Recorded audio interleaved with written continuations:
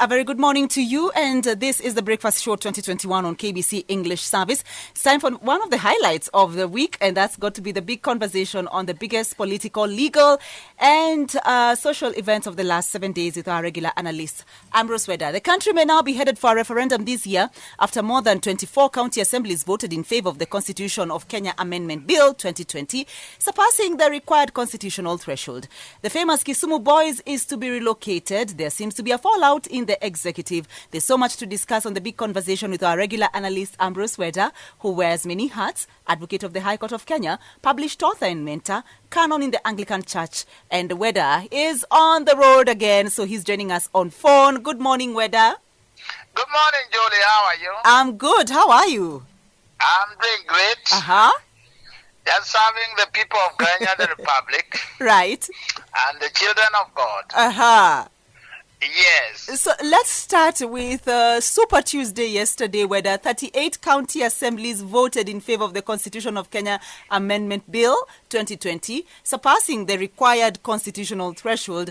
Raila and Uhuru applaud the county assemblies who passed the bill. Here are some of the reactions from different leaders and county assemblies. We are not making any political statement, but we are seeing the document that is pro people of Bomet.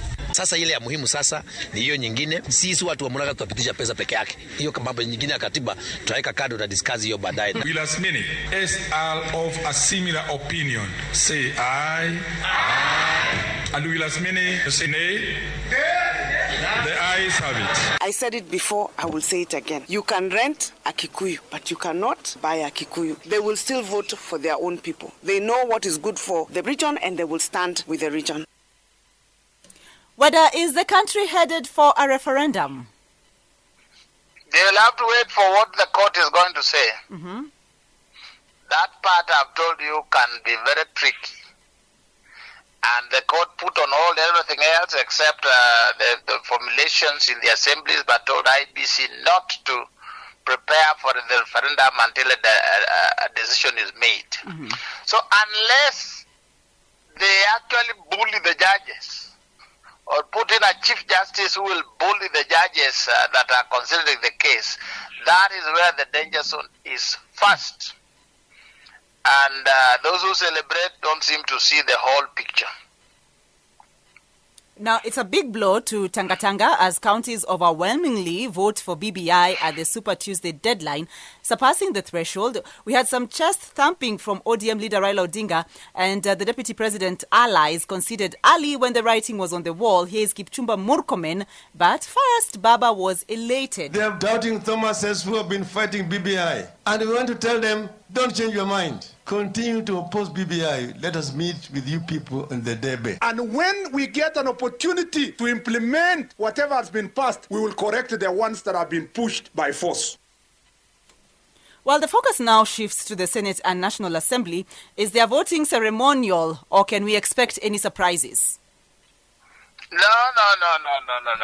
I've told you before. You remember I had said before that these assemblies were obviously going to vote for the BBI. Those are manadas. You remember they were given promises of car grants. There is also the KRE and all this. That's not a place where you expect fireworks. I've also said that unless somebody the caliber of Sir William Ruto, the chief seller, was to come out strongly to oppose the BBI process, he has not done so. He has not put in money. He's like 50-50. He doesn't like it in his heart, but he is not doing it politically. So without somebody like him opposing, putting money, about 2 billion shillings, the BBI would fast. But if he was to put it formally, then and to oppose it and stand by it, then it is not easy. So the parliament will pass it, all these things, and Senate, and then we wait. If the court gives it an okay, then in the absence of strong opposition, it will pass. But it is not that it is that popular, that liked, that proper. It is just because those who oppose it are lightweight. Their monies are kidogo. They have change. which they are still using to buy chips for their children, so they can't pour it out so that the people can listen. Otherwise, it would have been a strong battle, a big battle. The most popular constitution was the one we passed, the 2010. I was very popular with every Kenyan. We were waiting for it, and I do recall that Ruto said no and put in a little money. He had not amassed as much as he has now. And he went down with almost 4 million people saying no. So this time round, I think there's nobody to lead. People like my teacher, Professor Kibwana, I think they've gone around and told him that you EACC and DPP will take you kamata. So he had to quickly turn around and say, I support BBI. Now you leave Martha Karua, Honorable Martha Karua is good, but she evokes some memories that people are suspicious of her position. So it's, I think other than the court, the amendments may pass. At the Senate, in the court, not in the court, Parliament, National Assembly, Senate, and if there is no position at the referendum stage. So we'll talk about Kibwana's U-turn. It's interesting that you mentioned that. We'll come to that in a bit. But the fact is that Baringo MCAs did not pass it. So what does that say politically? I told you, I think I've said on this program and on a local TV that the rejection of BBI in Baringo was basically to embarrass, to humiliate Doktari, the senator, Gideon Kipsele Moi. It was just to embarrass him, to show him you are a nobody, you are nothing, you can't control us. And you see, Gideon also may have gone on safari when the Baba was, Daniel Toroteich Arap Moi, Baba wa Taifa, was giving a lecture on how to use money in politics. Maybe Gideon was out in sabbatical leave, or he was on education, or he was away in school. So he didn't learn. He doesn't know how to use money. He has a lot of it, but he joined the Stingy Men's Association. So these people are just like, we are going to embarrass you right at home, right in front of your friends and visitors. That was the thing. It was not that they were rejecting BBI or rejecting anybody. It was, we have to show this guy that we are not with him. Interestingly, Bomet, that is considered to be the deputy president, William Ruto's stronghold, passed the bill. What does that mean? But I think it's only that these people fear the deputy president. He has not come out strongly to oppose this. He says this is not his priority. He seems to be distributing wheelbarrows. This fact many don't want to see. I'm telling you, if he was opposed to it, there would have been some formation, some organization, some workings. There's none. Well, he just says this is not a priority. We are not supposed to be doing that. There are people who are okay. They don't like the BBI, and they are not doing anything much. There are also those who love BBI and just yelling in the streets, just counting the counties, but there's nothing much they are doing. If my brother Irungu Kangata writes a letter, the chicken, they go under the bed. Now when they win, they say, where's Irungu Kangata? And when you tell them, but Kangata wrote to the president, told the president there's a problem. The president then said, okay, let me call people in Sagana. They called the MCAs, all of them, talked to them, warned them, showed them the benefits, and then gave them some goodies. Now when they go back and say, now we have talked to the big guys, okay, but they crucify Kangata, but they don't see that some work has been done, pass one to the letter. So I don't think there is any formation, any action, any money that the Tanga have put towards opposing this thing. Well, the push for the BBI has not been easy. The proponents went all out, including President Uhuru Kenyatta, who engaged the public in the BBI public participation exercise in the past week, opening up projects including in Kayole and Dandora. Tukisema ya kwamba Nairobi hii na wingi wa watu inahitaji constituencies nyingi zaidi, ndio CDF na pesa ya mashinani iongezeke, tumefanya makosa jameni. Mimi nataka niwaulize wenzangu, kutoka wakati tulifanya handshake, si kumekuwa na amani? Si wananchi wanaishi pamoja? Si wananchi wanatembea pamoja? Si wananchi wanakula pamoja? Ubaya nilifanya ni nini jameni? Sasa hapa Babu Owino amekaa hapa. Kama sio handshake sasa angekuwa ananitupia mawe huyu kijana huyu. Well, clearly the handshake bore fruits. I mean, that Babu Owino was with him in that meeting, and considering that altercation they have had before, what should Kenyans learn from this, Weda? Hey, Julie, I have learned my lessons in this world. If you are going to make progress, you have to improve yourself individually. There is nothing collective. If you are talking about politicians, it is individual interests. When their interests meet, they gather in a podium and they say, Babu is here. When their individual interests collide, they throw stones at each other. They marshal their troops. They'll call your son and my son and or my daughter to go and throw stones for them. But they will not come out to do the stone. So I think the interests that are being pushed in the BBI, some of us know exactly what it is, but the Mwananchi ordinary doesn't know. So let them, but the Mwananchi ordinary, the majority, let them move on. I've always said, and I keep on repeating, that pain is the seed for change.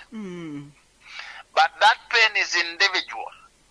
It will be felt individually. Ukilala njaa, unalala njaa kwako tu. You will not go to Sugoi to eat. You will not go to Ichaweri to eat. You will not go to Upoda in Bondo to eat. You just lala njaa. If you don't have school fees, that is your funeral. Having learned all this and then living in a country with all of us, you say let the majority have their way, but as an individual you have their say. There are very good things with the BBI, very, very good things, but there are also some bad things. So BBI is like Githeri that has stones in it. And I've always said some of these stones ought to have been removed. But the Mwananchi has in a hurry more constituencies, more whatever. They don't understand that it is not the number in representation, it is the quality. You will have quite a number of Babu Winos and all these things. The Kikuyus will have more constituencies. They would have Baba Waititu, governor and so on. But still, if leadership is poor, it is poor. So I would tell you that selling BBI under those things will hurt us all. Well, but it will hurt the ordinary Mwananchi more because they'll have to pay tax more. They'll have to support a bigger, expanded executive more. That is their funeral. Some of us will just slip through. Let's talk about Makueni Governor Kivutha Kibwana and that U-turn. And here he is now making that U-turn. Our people, the assemblies, are not doing this because they've been forced by anybody. I didn't myself want to force the people so that they can adopt my point of view. And we want to make sure that the whole world knows these people who are here act according to the voice of their electorate, and they don't act because a particular leader who is not elected has told them to behave in a particular way. We are listening to the voice of the people, and whether you like it or not, it's the voice of the people.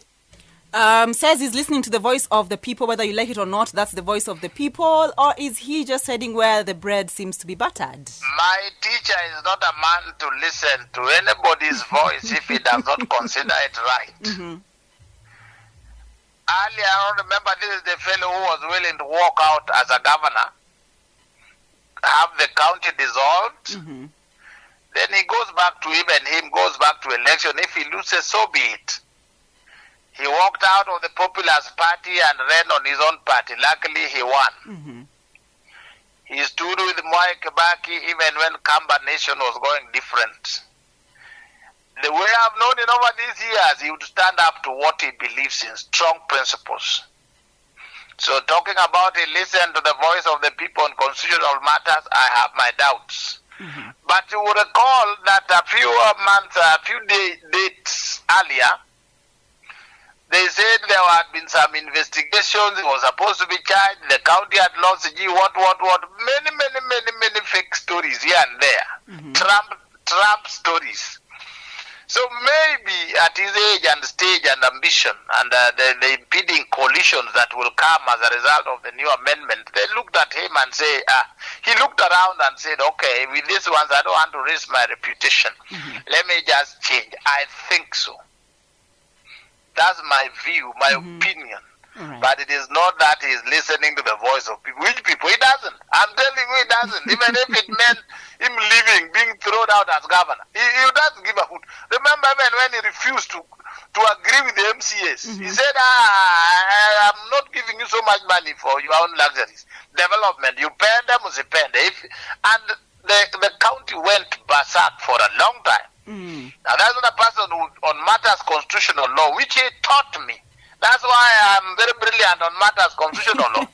It's taught by professors, Professor Pang and Professor Kibwana. Now, he can't be flip-flopping under the voice of the people. He will tell you in the constitution there is no voice. You think so? I think he should give us better reasons. My teacher should give me better reasons this time round.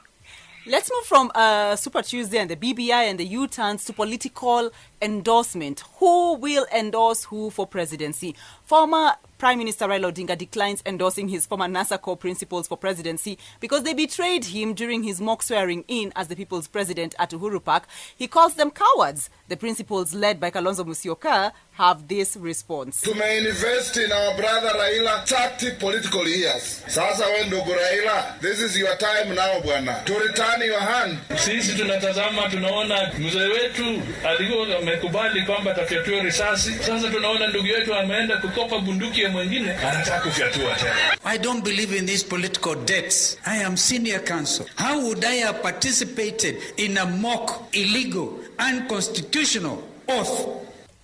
Well, Weta feels that they have supported Raila for so long, and it's time that he reciprocated. Baba may be a kingmaker and can push anyone to that seat, but does Wetangula have what it takes to be made, even by Raila? Leave Wetangula alone. Wetangula needs to go to the gym so that when Mama brings his sufurias from he can be able to block. He can go left, right, quick, kick, uppercut. They should pass that area fast. Or be able to be a good seducer. I can be able to sweet talk names up.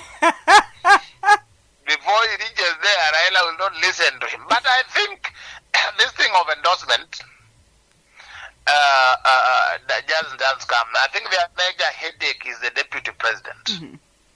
And you see, the deputy president also having served under Raila, he learned a few tricks from Raila. Propaganda, moving with the people, creating a narrative that the people want to buy. Now, unfortunately, this kind of learning, Musalia Mudavadi did not get. This kind of learning, Kalonzo Musyoka did not get. So Kalonzo has confined himself to Ukambani. Musalia Mudavadi, Western Kenya, he has not even come to Kisumu. Even the people who supported him, like Ludo Walu, left. But he is one of the best presidential materials we have in the country.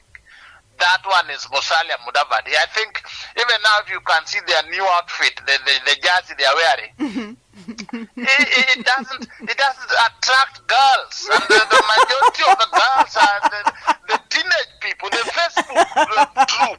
These are the people who are now going to vote.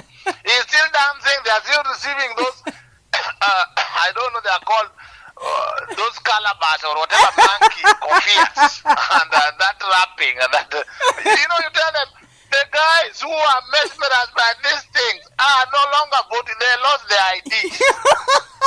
They don't. The ones who are voting are Facebook. They no longer wear skirts that go beyond their knees. The skirts are above the knees. So they have what is called cleavage. Yes. They are no longer wearing those sukas and putting kitambas.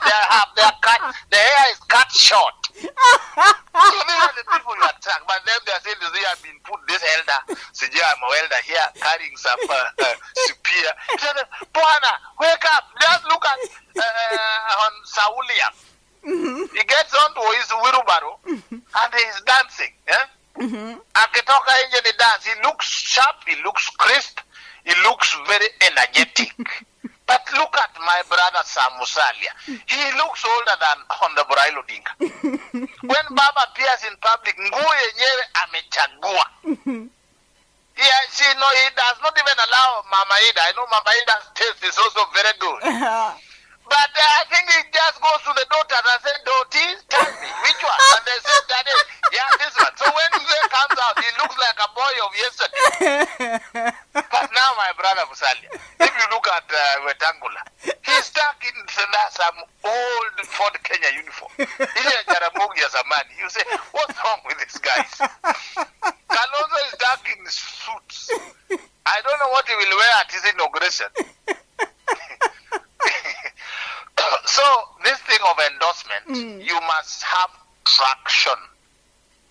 Already Ruto has traction. The President Uhuru Muigai Kenyatta has traction. So Raila is stuck to him. Raila is saying, the son of Jomo, we can do this thing. You can be Prime Minister, I become President, and blah, blah, blah, blah, blah. 20. William Ruto is also saying, I'm here with my wheelbarrow. You pass this new constitution, I become president or leader of opposition as I prepare to be president. Either way, the BBI will make room for me. But these other guys, they are uniting. They are not putting money. They are not putting resources. They are waiting for endorsement. Who has endorsed who? Raila endorsed Kibaki. That Kibaki had a ready outfit. Ready, united, ready to go.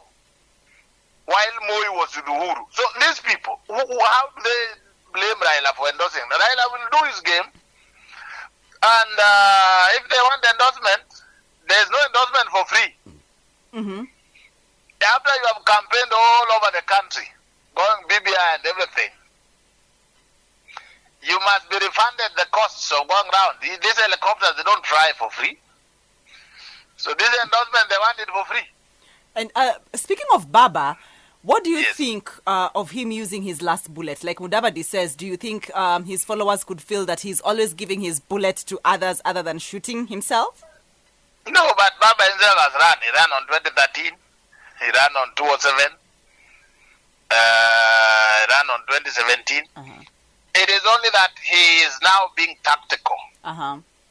He knows that using the old bazooka, the one his father used, the one where you kneel down and you put on your eyes, that one he realized it no longer works. So he is looking for the gun Rambo. You know Rambo? Yes. Yeah, the one that shoots everywhere. And that one only Uhuru has it. Whether ODM... Look for Uhuru and he has threatened the deputy who is now talking from outside the Amari.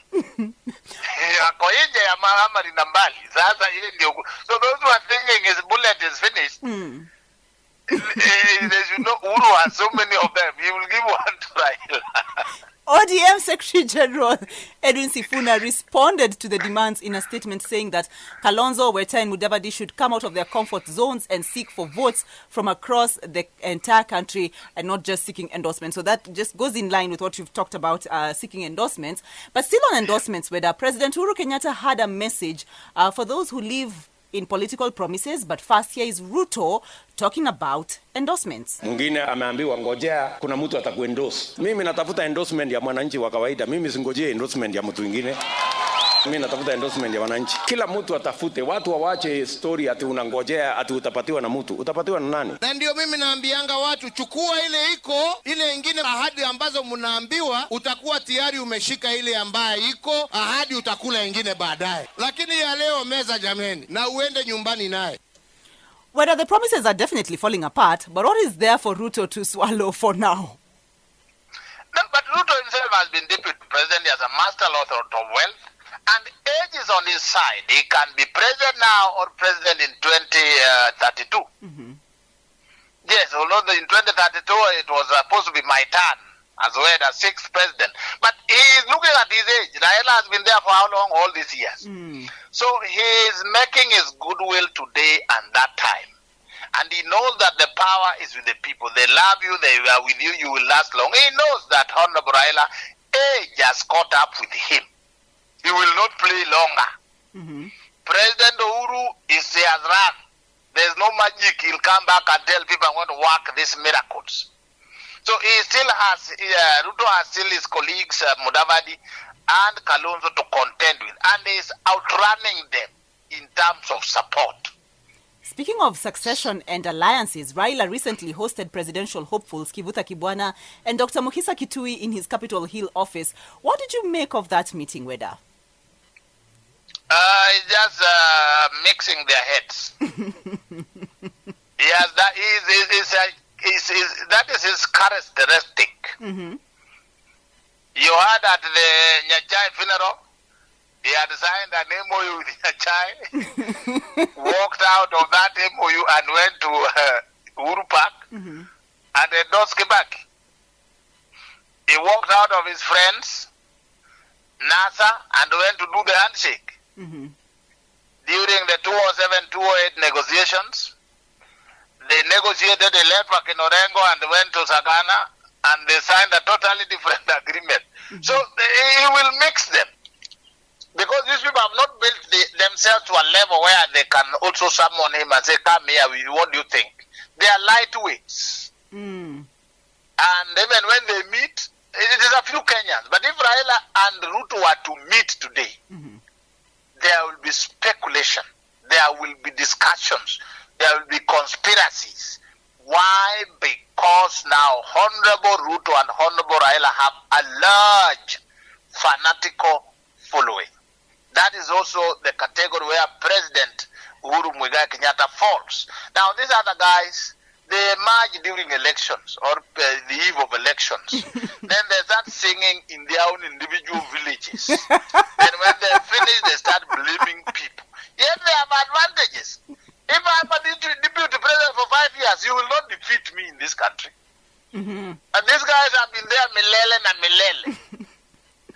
Now, the seat, the top seat, of course, has also attracted, among others, Mombasa Governor Ali Hassan Joho, who is vowing to face it out with Raila for the party's seat. It saddens me that some people, even from here in our region, are telling me they are making a mockery because we've said we want to be president. We will not desert a house that we built to go and build a new one from scratch. We are in ODM and we are vying for the presidential election on an ODM ticket. That's Mombasa Governor Hassan Joho saying he's going to vie for the presidency on an ODM ticket. Is ODM democratic enough to embrace other candidates if Raila is going for the top seat? If Baba is going for top seat, then the others are flower girls. Not are they flower girls? So those children that go ahead in a wedding, are they caught? Yes. Yeah, so people like Joe will be legitimizing that he won the elections. So I think, but I know that Joe is trying to be strategic. You're trying to say run for presidency, grow your profile, and then in case of the administration, you will get somewhere. Being from course, being Raila's friend, so if Raila becomes president, then he will be receiving goodies. But running and he wants to be president, that's a big joke. Where he comes from, there are no stone throwers to escort him. Former Gatanga MP Peter Kenneth has reiterated that no area is going to be left out of the presidential race, even if it has produced presidents in the past, going against what President Kenyatta talked about, leadership being left to rotate to other regions. What do you make of this move? I think Nani would have made a very good presidential candidate, especially for the region, the Mount Kenya region. But he allowed himself to be punctured at one state. He was a guy who could have simply said, when you say, oh, Kikuyus have led too long, he would just say, no, look at me. Me, I'm Obama. I'm not Kikuyu. I'm all of you. So please don't pigeonhole me. I'm not like Ruto or like whatever. But I think he allowed himself to be punctured. One mistake he did was to come and run in Nairobi. Secondly, opposing Uhuru and so on and so forth in the early formative areas. So the profile then went under. And then he has not done much to build himself, to build his name. He needed to have come out strongly. He is a man full of resources, money. So he could have used it to build himself. But he's cooled. I've said before in your program that he's cooled. Kenya wants people who can quickly step on a wheelbarrow and then they are pushed in the wheelbarrow, they jump out, they dance here, they go to church, they weep, they kneel down. You know, those drums. But if you get a gentleman, that's why Kalonzo also does not take much. Because he comes in his suit, he wants to say, I'm senior counsel. Kenyans don't even know who senior counsel is. I'm canon in the Anglican Church, but I've seen even people in the Anglican Church, senior people calling me Pope. It shows you.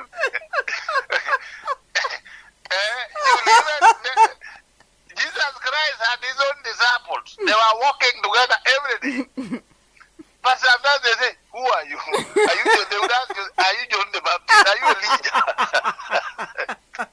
The human beings are ignorant.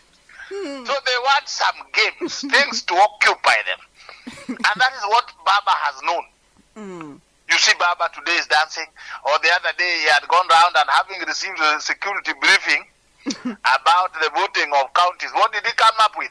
Super Tuesday. And Kenya has announced Super Tuesday.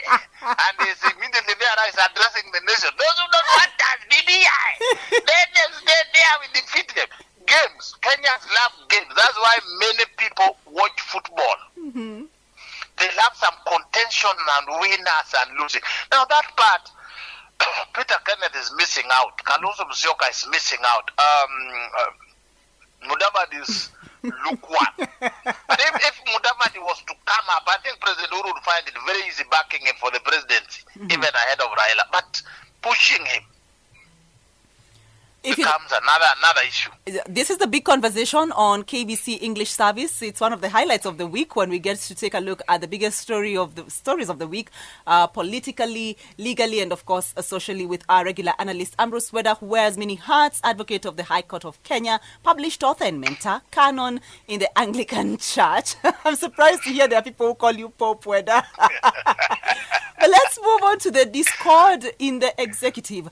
Deputy President William Ruto now says that there are some individuals planning to edge him out of the same house that he played a key role in organizing. Wakati huu kuna watu wako na njama ati wanataka kusisukuma kutoka serikali ya Jubilee niende pembeni. When did it become a crime to become a friend of the Deputy President of the Republic of Kenya, who was elected alongside the President of the Republic of Kenya? While Ruto was speaking after his allies were tear-gassed by police and blocked from holding a rally in Nakuru, is this surprising at all? No. It's not surprising.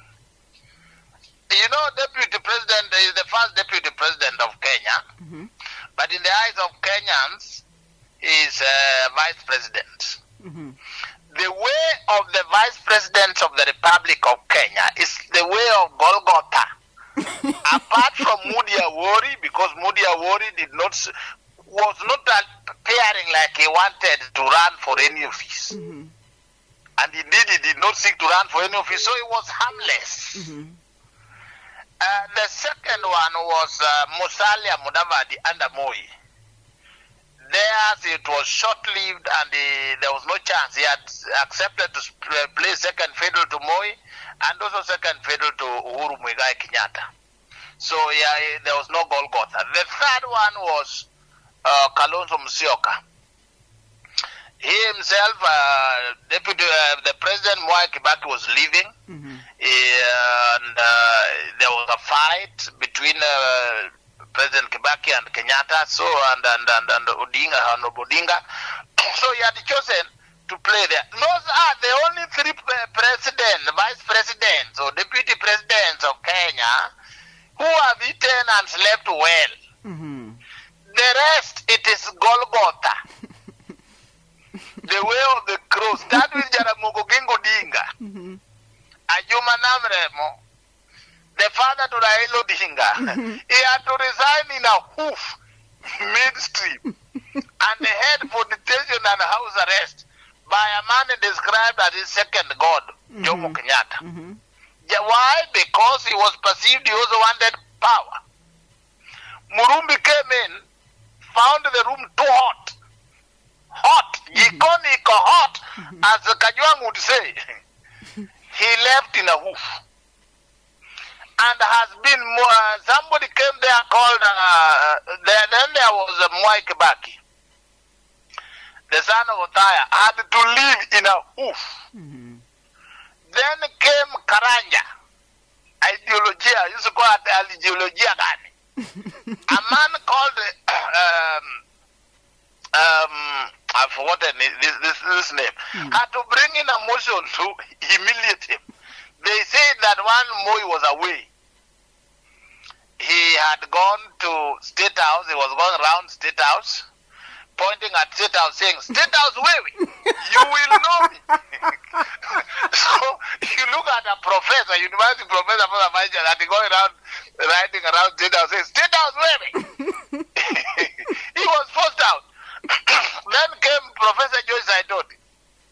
One day you are appointed, another day you are out, another day whatever. A time came when he was appointed like a joke. Roadside, ati ukifikiri masahani na manini itaongezeka kwako basi wacha choja kaya hapo. He sat there. Then eventually he was told in the face, uongozi sio rafiki. Hata kama wewe ni nani huwezi hii. So what Hon Ruto is facing is the Golgotha way of the Kenyan deputy president who thinks he wants to be president. So there's nothing new. We should just prepare his back like bed bugs. I'm told when you have bed bugs, you boil water and then you pour on the bed. Okay, but the mother bed bug tells the children, just harden your back. The water will cool. So Sir William Ruto, the chicken seller, the chicken seller, should just harden his back. The water will cool. That is it. There's nothing new. They will do everything. They will pee on his jacket. They will step on his carpet with mud and tell him, Utadu. He should better know better. Let's look at the new government structure, where President Uhuru Kenyatta made changes in the Chief Administrative Secretary docket.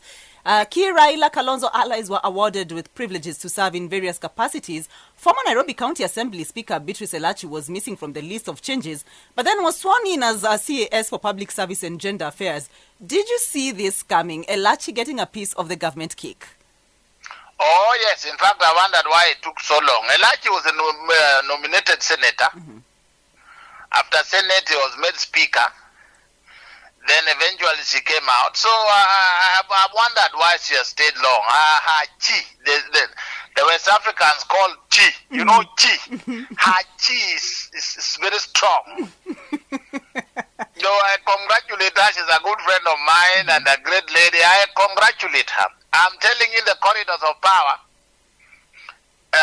and in life, Julie, those who hate you does not matter much. But in God's arithmetic, those who like you can change your life daily. In a minute, from zero to total. So I think we congratulate those who come in. I congratulate Brother Siany. I congratulate all these people. They are chi, and it has nothing to do with the support or work. It has everything to do with your chi. Well, Ruto was absent for the second time in that executive meeting. He claims he was locked out by government officials from that meeting. Najua hii siasa niliwaeleza ya kwamba ni kama mtu ameajiriwa kazi ya upishi. Uko kwa jikoni, iko moshi, iko jasho, iko moto, lakini lazima ukue tu huko ndio chakula ive. Ukitoroka moto ama moshi, chakula haitatoka kwa hii jikoni. So msikuwe na wasiwasi, hii kazi tutasukuma tu mpaka hii chakula itaiva. Don't worry. sounds like he's hardened his back there, Weda, but what do you agree with Ruto's kitchen tale that he will cook from the inside? Oh, yes. You know, being a deputy president, I've given you the history. Yes. So he's basically saying he may not resign. It's not other people who have locked him out. It's the president who has locked him out. Mm-hmm. Yes, you know the president also does not respect the constitution occasionally. Our government is a government known to be a president, deputy president, and the cabinet. Now, when you exclude others because you have disagreed one way or the other, you are disrespecting the constitution. And his good friends, lovers, and supporters like Ambrose Weda, we continue praying that may God make him see that respecting the constitution is good, otherwise he's setting a dangerous precedent, perpetuating the old history where deputy president, vice presidents have to suffer that way. But I think there is nothing much. It is much in the eyes of the public. But in the actual government, his say has been reduced. In the Uhuru one, when I say Uhuru one, I say the first 5 years of President Uhuru. It was William Ruto's presidency. He was almost the boss. His word was law. And he enjoyed it fully. When it is his turn to be outside the kitchen collecting the ile pipa ya takataka inatuaje, that one. Yes. Yeah, that's now the one is being assigned. Collect that one. Ngoje hiyo lori inabeba takataka uweke huko. He said, but I'm a chef. They say, take kazi ni kazi. Wira ni wira. That is where he has found himself. But he trusts that God will be with him so that Kenya remains stable. God will be with the president. Kenya remains stable. But I also allow me to add, if my big brother, our Baba, was a lady and a first wife, the husband would never marry a second wife. Wherever she is, there must be division. She never allowed her husband to have 2 or 3 wives. Wherever she goes, even if she's whenever he becomes aside as mpango wa kando wa baba, the male wife is thrown out. It isn't now he has made sure that Uhuru and his deputy are great enemies. And he is cheering it. You heard when he was talking about BBI, those who think to oppose, don't change. Just stay outside. We want to kick you there. You know, you look at this old man, you say, wow. Let's start with the government projects that William Ruto was talking about. And it was interesting to see both William Ruto, Deputy President, and Baringo Senator Gideon Moi claiming credit for various road networks in Baringo. They both met at Moi era politician Hosea Kiplagat's funeral. Unajua hii siasa barabara kutoka Kamukunji kwenda Kisanana kwenda Kapkitur na one junction iende Mugurin na Lake Baringo na ingine iende Mogotio. Vile vile hiyo barabara kandarasi yake inafunguliwa tarehe 10 mwezi ujao. Kamukunji, Kisanana, Mugurin, Mogotio, Lake Bogoria. Cabinet South will be recarpeted. Hakuna shida. But is this what politicians do to us every other time? Quoting projects that they know will not bother finding out who was behind in the first place. See, I've told you that the Mwananchi is like a bag of potatoes. Yes. You carry them. When you find you want to cross over and they're too heavy, you leave them there. Then when it is convenient, you come back for them. Well, you have to tell them about the roads and whatever. Road networks are going on. I think government is working very hard. The money is being put on these projects. And these projects are on the government of the Republic of Kenya. That is the president and the deputy president. And all of us who are paying taxes and borrowing. So when individually one wants to claim, like Senator wants to claim he did it, well, it is just for political mileage. I think it should have just adduced. You should say that with my influence, we were able to have funding for this. You know, these roads, they have all been planned over the years. Even before Moi came to power, the roads have been planned and marked. And there are many, many kilometers of roads in this country. What is not there is money to build them.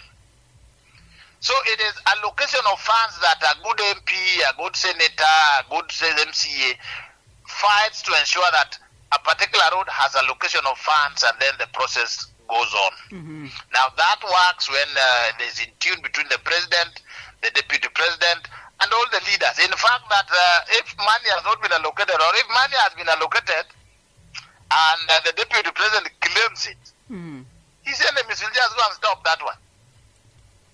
Moving just on. to frustrate it. Let's move on. Whether your old school plus sister girls' school, Kisumu Boys and Kisumu Girls, respectively, are to be relocated to the city's outskirts of Kibos to pave way for expansion. Kisumu Boys Alumni Association have begun exploring avenues of stopping the process, including going to court.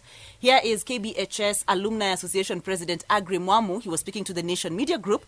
But first, let's hear from the city manager, Abalawanga. There's no demolition of the school. That is inciting and demonizing the whole project. As the town goes on to grow, I don't think it will be so fair to leave the schools there. The city is growing and expanding. This is going to be a central trading area for the city. So the school is getting choked. Kisumu Boys has now gained the status of an international heritage center. It's a place where people can come and say that is this the first school that was established by the people who built Kenya-Uganda Railway. They have 100 acres outside. Why don't they redesign the town going outside? We have a lot of options that we are thinking about that the Constitution allows us. We are going to explore those options, which includes, but it's not limited to going to court. Whether what's your opinion on the relocation? Is it necessary for bigger development plans? Jolie, you are talking to a former student of Kisumu Boys High School. Yes. The best A-level student, 1988, best, 3 teams, number 1, Ambrose Weda. Yes. So I'm talking about part of my soul, part of my heritage.